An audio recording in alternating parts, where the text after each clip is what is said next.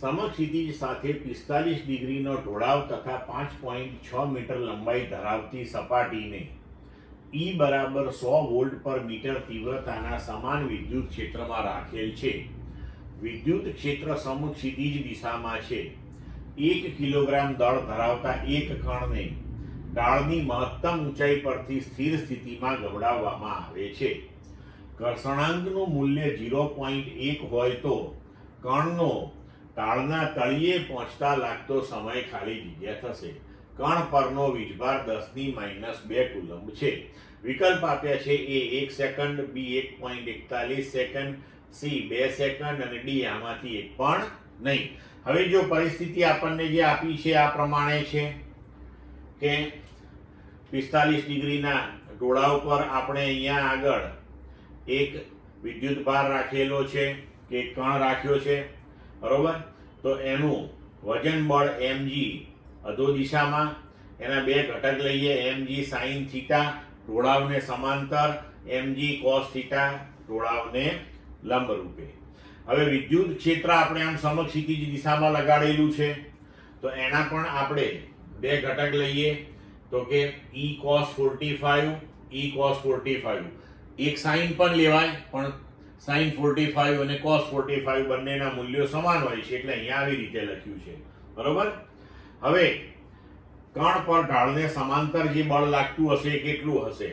તો જુઓ, સમાંતરે એક બળ એને mg sin થીટા નીચે તરફ લાગે છે તો સ્વાભાવિક છે કે ઘર્ષણ બળ એ વિરુદ્ધ દિશામાં લાગતું હશે અને વિદ્યુત ક્ષેત્રના લીધે કરીને કણ વિદ્યુત ભારિત છે તો એની ઉપર પાછું લાગતું બળ E cos 45 અથવા તો E sin 45 તમે કંઈ પણ લખી શકો, એ પણ ઢાળને સમાંતરે ઉપરની દિશામાં છે.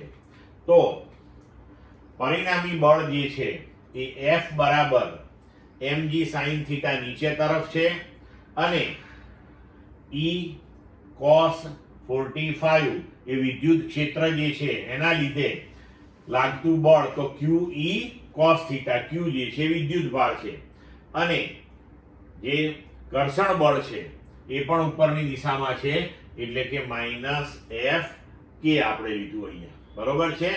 હવે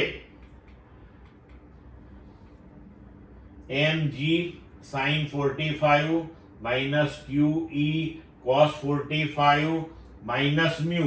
હવે ઘર્ષણ બળ જે છે એ આપણે લખીએ છીએ કે F equal to μ into n. n એટલે લંબ બળ. તો આપણા માટે n અહીંયા આગળ આ દિશામાં થશે, આ થયું આપણું n. તો આ ઉર્ધ્વ દિશામાં છે, ઢોળાવને પરપેન્ડિક્યુલર એટલે કે લંબ દિશામાં, અને આ નીચેની તરફ ઢોળાવને લંબ દિશામાં તો mg cos થીટા અને બીજો અહીંયા E cos 45 જે છે એ વિદ્યુત ભાર ઉપર બળ લગાડશે QE cos 45 અથવા તેને sin 45 પણ લખાય. તો n ઘર્ષણ બળ F બરાબર μ into n.